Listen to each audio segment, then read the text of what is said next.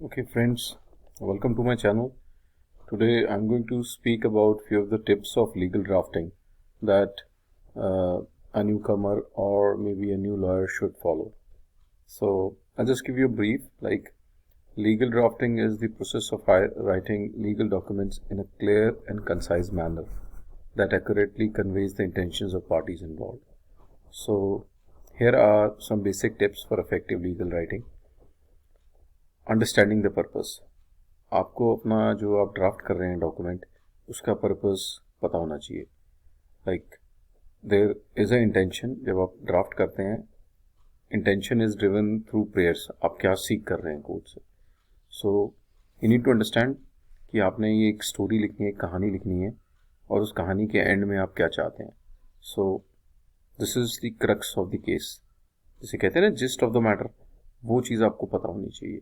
So before starting to draft a legal document, you should understand the purpose of the document, objective of the parties involved. अब parties का objectives जो character है, जो भी इसमें लोग involved हैं, जो आपकी parties में हैं, उन सब का role जो है वो आपको define करना है इसमें. This will help you tailor the language and structure the document to meet their needs. तब आप chronology decide कर पाते हैं कि मैंने किस manner में, किस chronology में अपने case को बनाना है. Then you even decide paras also कि I'll start from this para, in between ये पैराज आएंगे और लास्ट में ये पैराज आएंगे. So this is how it work. दूसरा, use clear and precise language. So जितना कम शब्दों में ज़्यादा कह पाएँ उतना बेटर रहता है. Elaborate आप करें जो फैक्ट्स हैं उसको, ना कि लॉ पॉइंट्स और लीगल जो सिचुएशन है, पोजीशन है, वो उस पर आपने कम लगाना है. You need not to expand pages on that. So legal documents should be written using clear and precise language to avoid ambiguity and misunderstanding. So कई बार ऐसा होता है कि हम इतना कुछ लिख देते हैं कि जो छोटी सी भी चीज़ हमारे नज़र में आनी चाहिए वो आती नहीं है जल्दी, बिकॉज आपने लिखा बहुत कुछ है. इस चीज़ पे आपने ध्यान देना. Avoid using jargon or complicated terms that could confuse the reader. So यहाँ पे रीडर हमारे जज साहब होंगे.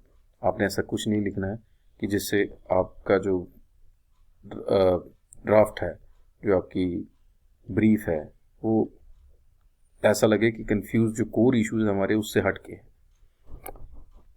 तीसरा आगे फॉलो लीगल फॉर्मेटिंग गाइडलाइंस. ये हर कोर्ट की सेट है जी. जैसे जैसे कोर्ट्स अबव जाती रहती हैं उतनी स्ट्रिक्ट होती जाती हैं. जैसे हाई कोर्ट्स और सुप्रीम कोर्ट्स की रजिस्ट्री बहुत स्ट्रिक्ट है. इस फॉर्मेट में इतनी डबल स्पेसिंग और इतना ही चलेगा. सो आपको जो फॉर्मेटिंग है वो तो आपको याद करके अपने कंप्यूटर में सेव करनी है या एवरी टाइम डॉक्यूमेंट से रेफ़र करनी है. इसका कोई वो नहीं है वे आउट, बिकॉज रजिस्ट्री जब आप फोटोकॉपी करा लोगे रिजेक्ट कर देगी. आपका पैसा भी बर्बाद है, आपके पेजेस भी बर्बाद है, और मेहनत आपकी डबल है, और क्लाइंट से आपको अलग सुनने को मिलेगा कि केस आपका लेट ड्राफ्ट हुआ. So legal formatting guidelines is a must, such as margins, font size, line spacing. Make sure to follow these guidelines to ensure document looks professional and easy to read. उसके बाद fourth point पे है use defined terms consistently. जो आप terms use करेंगे उसको consistently रखना है. यहाँ पे आप जिस पर्सन को या किसी चीज़ को आप जिस नाम से बुला रहे हैं, थ्रू आउट योर ड्राफ्ट आपको उसी नाम को यूज़ करना है.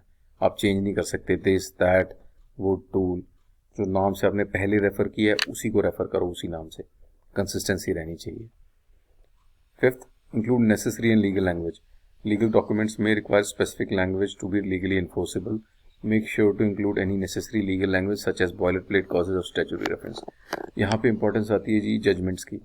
आप जितनी ज़्यादा जजमेंट्स पढ़ते हैं रोज़ के रोज़ उतनी आपको लीगल लैंग्वेज के बारे में पता लगता है. कौन सी लैंग्वेज हम यूज़ कर सकते हैं और कौन सी लैंग्वेज हम अपने ड्राफ्ट्स में इनकलकेट करें. सो मस्ट है फॉर अ न्यू कमर और for a student to go through the judgements on daily basis. उसके बाद जो हमारा लास्ट स्टेप आ जाता है, सिक्स्थ पॉइंट, प्रूफ रीड.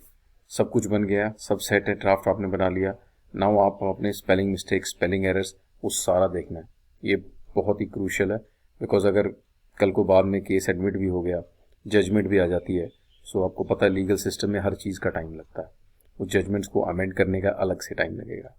सो इस पर काफ़ी ध्यान दें.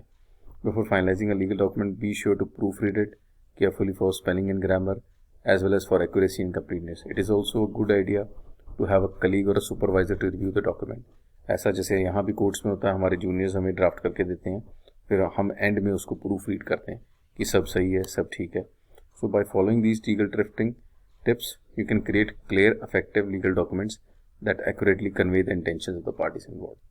ये एक प्रिसाइज सी मैंने वीडियो बनाई है. ये बेस्ट 6 पॉइंट्स मुझे लगते हैं कि जब भी आप अपना लीगल ड्राफ्ट उठाएं तो आप इसको ज़रूर फॉलो करें. रेस्ट मैं I will keep coming with more and more legal drafting tips. आप मेरे चैनल को ज़रूर सब्सक्राइब करें. I will bring something more informative and challenging, and इससे आप लोगों की भी नॉलेज इन्हांस होती है स्टूडेंट्स कम्युनिटी में. It will be a help to you. So I would request to subscribe to my channel and hit the bell icon. Thanks for watching.